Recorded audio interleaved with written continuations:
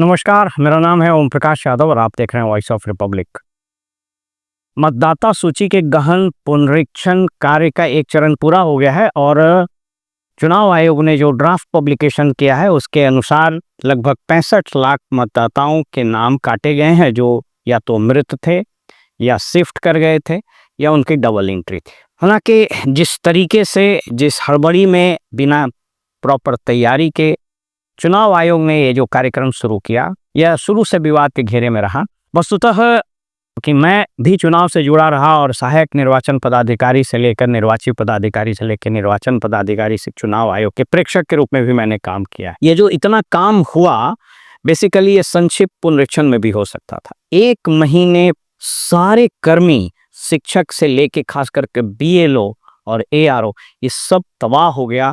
Voters परेशान हुए और अनावश्यक चुनाव आयोग की हठधर्मिता, प्रशासनिक नासमझी और प्रॉपर डिलिब्रेशन के अभाव में चुनाव आयोग की फजीहत हुई। चुनाव आयोग की विश्वसनीयता भी बहुत तेजी से घटी। वस्तुतः चुनाव आयोग का क्या मंशा था ये तो कहना बड़ा मुश्किल है, लेकिन जिस प्रकार से शुरू में जब चुनाव आयोग दौरे पर आया था और इसका पूरा कार्यक्रम रोल आउट किया गया था, जो निर्देश दिए गए थे उसके अनुसार अगर ये SIR होता तो बहुत बड़ी संख्या में वोटर्स के नाम कट गए होते। इनफैक्ट जो दूसरे माइग्रेंट लेबर्स थे उनका ज़्यादा कटता। एक अनुमान के मुताबिक करीब 2 से 3 करोड़ लोग माइग्रेट कर गए हैं यहाँ से। बहरहाल ये राज्य सरकार यानी नीतीश कुमार की सरकार को लगा कि इससे तो बड़ा घाटा हो जाएगा। उसके बाद इस पर मैंने एक वीडियो भी बनाया। वो प्रेशर आया और चुनाव आयोग के निर्देश से इतर मुख्य निर्वाचन पदाधिकारी बिहार ने ये कह दिया कि बिना डॉक्यूमेंट के भी लिया जाना है, और उसके कारण जो अभी डिलीशन आप देख रहे हैं 65 लाख, ये इतना कम हो पाया। अन्यथा ये संख्या जिस तरह से चुनाव आयोग का निर्देश था, अगर उसके अनुसार होता तो एक तो ये फिजिकली संभव नहीं था इतने कम दिनों में, और उसमें भी बरसात का मौसम, खेती का समय, इन सभी चीजों पर बहुत चर्चा हो चुकी है। इस पर हम बात नहीं करें। आज राहुल गांधी का एक बयान चुनाव आयोग पर आया और वो बहुत स्कैथिंग बयान है। इस बयान को आप सुनिए। इलेक्शन कमीशन में जो भी ये काम कर रहे हैं, right from the top to the bottom, आप एक बात याद रखिए, आपको हम छोड़ेंगे नहीं। कुछ भी हो जाए हम छोड़ेंगे नहीं आपको, क्योंकि आप हिंदुस्तान के खिलाफ काम कर रहे हो। ये ट्रीजन है और कम इससे कम नहीं। तो आप याद रखिए, आप कहीं भी हो, रिटायर्ड हो, कुछ भी हो, ठीक है, हम आपको ढूंढ के निकालेंगे। इस बयान में स्पष्ट रूप से राहुल गांधी ने बहुत स्कैथिंग अटैक किया है चुनाव आयोग पर, और ये कहा है कि अगर सरकार बदली तो आपको छोड़ेंगे नहीं, चाहे आप वर्तमान में काम कर रहे हो या आप रिटायर कर गए हो। और ये मैसेज इतना स्ट्रांग गया है ब्यूरोक्रेटिक सर्किल, स्पेशली केंद्र सरकार में कार्यरत सभी टॉप ब्यूरोक्रेट्स में, वो उसका जो वाइब्रेशन है या उसका जो रेडिएशन है वो बिहार में भी देखा जा रहा है। चुनाव आयोग की आज निश्चित रूप से घिघी बन गई हो। जिस तरीके से न जाने किस राजनीतिक मंशा से चुनाव आयोग ने इस अफरा तफरी में इस पूरे SIR को विवाद के घेरे में ला दिया, जहां एक और राज्य के तमाम सरकारी कर्मी तबाह, परेशान हो गए, वोटर्स परेशान हुए, वहीं इससे 2 घाटा हुआ। इसलिए कहा जाता है कि होशियार दुश्मन जो होता है ना, वो नासमझ दोस्त से ज्यादा अच्छा होता है। जहां एक और चुनाव आयोग की विश्वसनीयता घटी है, कमी है, उस पर बट्टा लगा है, जो किसी भी लोकतांत्रिक मूल्य के या किसी भी लोकतंत्र में अच्छा नहीं माना जाता है। पूरी चुनाव की प्रक्रिया पर एक तरह से प्रश्न चिन्ह खड़ा कर देता है, शक के दायरे में ला देता है। मैं ये कदापि नहीं कह रहा हूँ कि चुनाव आयोग की विश्वसनीयता पूरी खत्म हो गई है, लेकिन निश्चित रूप से इसके साख में बट्टा लगा। दूसरी ओर इस SIR के पूरे ऑपरेशन ने वर्तमान में NDA सरकार नीतीश कुमार के नेतृत्व में जो चल रही है बिहार में, इसका तो बेड़ा गर्क कर ही दिया। इसके ताबूत में इसने कील ठोक दी। इसीलिए कहता है कि खैरख्वाह जो अधिकारी होता है ना, वह सरकार की फजीहत कराता है, उसका सर्वनाश कर देता है। मुझको आश्चर्य इस बात पर हुआ कि आज जो प्रेस कॉन्फ्रेंस तेजस्वी ने किया, वो आप उसको देखिए। आप सब लोगों ने देखा होगा, अंगूठा मारा गया, BLO खुद ही फॉर्म साइन करके अपलोड करते गए, कोई फोटो नहीं लिया गया, कोई दस्तावेज नहीं लिया गया। आखिर पता तो चले किससे दस्तावेज लिया है, नहीं लिया है, और कारण क्या है काटने का नाम, आप वो तो बताइए। आपने बस तय कर दिया कि बिहार की जो SIR हुई उसमें 65 लाख मतदाताओं का नाम जो है काट दिया गया। कोई फिगर सोच लिया, कोई फिगर डाल दीजिएगा without any evidence and proof.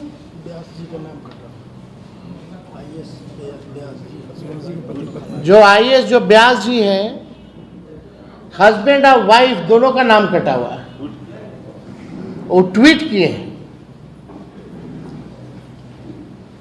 इस प्रेस कॉन्फ्रेंस में क्लैरिटी का बड़ा अभाव था और जो स्कैथिंग अटैक इनको करना चाहिए था वो स्कैथिंग अटैक ये नहीं कर पाए। हालांकि बीच में एक चैनल ने चला दिया कि इन्होंने कहा है कि इनका नाम कट गया, तो बहरहाल वो नाम नहीं कटा है। मैंने खुद चेक किया तो उनका नाम वोटर लिस्ट में है। पता नहीं ये कैसे आया या किसने ये बताया, ये मैं नहीं कह सकता हूँ। लेकिन हाँ, कुछ लोगों के नाम कटे हैं। किसी आईएएस अधिकारी ने भी ट्वीट करके बताया है कि उनके पति पतो ऐसे अभी आएंगे, अभी इस तरह की न्यूज आएंगे और वो इसलिए आएंगे कि प्रॉपर वेरिफिकेशन तो हुआ नहीं, जो कि संभव ही नहीं था, डीएलओ कर ही नहीं सकता था इतने कम समय में। तो ये तो एक हठधर्मिता थी जिसके कारण चुनाव आयोग ने सत्ताधारी दल को एक आप यूं कहें कि एक बहुत बड़ा प्रहार, एक बहुत बड़ा चोट, एक बहुत बड़ा नुकसान उसको कर दिया है। मुझको इस बात का आश्चर्य है कि जिस तरीके से राहुल गांधी ने अटैक करना शुरू किया है और उसके बड़े being a leader of opposition उसके रैंक एंड फाइल में एक मैसेज जा रहा है। पता नहीं तेजस्वी क्यों अटैक, यहाँ सब लोग जान रहा है कि बिहार में जो कुछ खैरख्वाह अधिकारी हैं, मुख्यमंत्री के सचिवालय में बैठे हुए और मुख्य सचिवालय में बैठे, उन लोगों के जो एटीट्यूड, उन लोगों के जो एक्शंस हैं, उन लोगों के जो प्रेस कॉन्फ्रेंसेज होते हैं, उनको जब आप सुनेंगे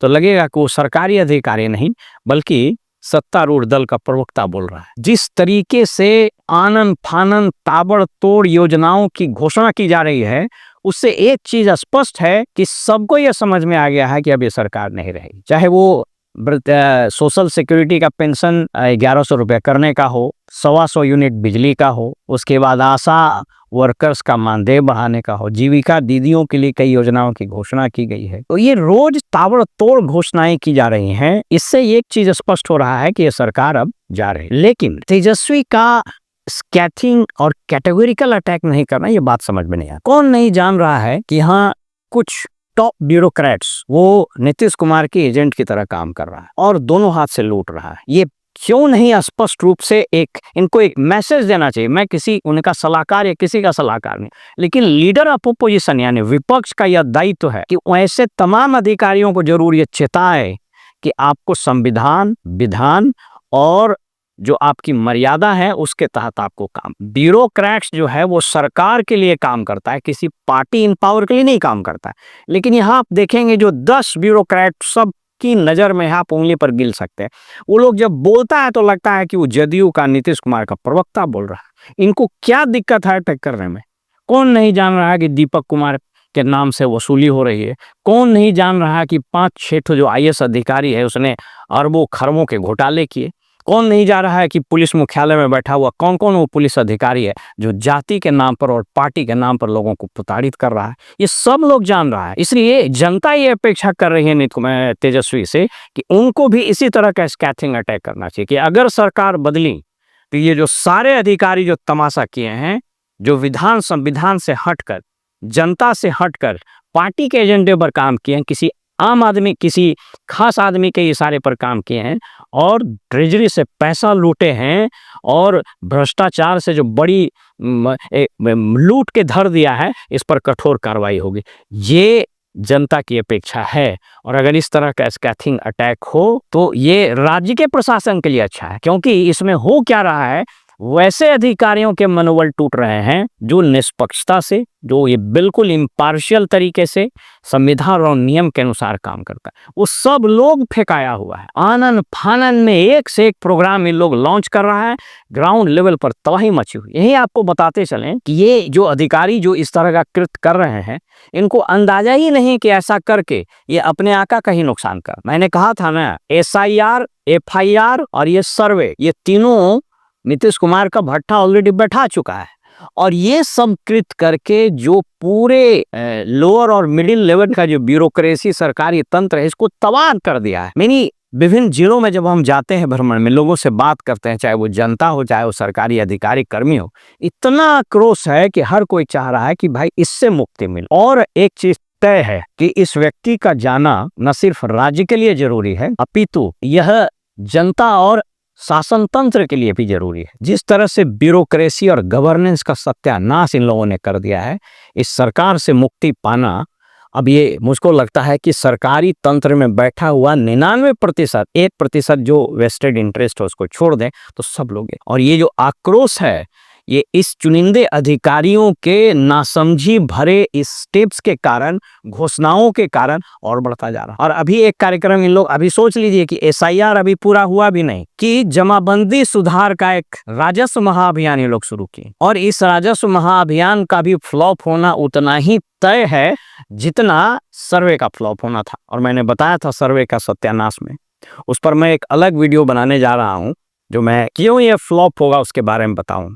फिलहाल जनता की और सरकारी तंत्र में बैठे हुए तमाम अच्छे अधिकारी और कर्मियों की ये अपेक्षा है विपक्ष से कि इनको स्पष्टता से प्रहार करना चाहिए, क्योंकि विपक्ष का काम चिन्हित भी करना है वैसे लोगों को जो जनता के हित में और larger interest of the state के हित में काम नहीं करता है, बल्कि उसके उलट काम करता है। फिलहाल में इजाजत दीजिए और आप देखते रहिए वॉइस ऑफ रिपब्लिक। नमस्कार।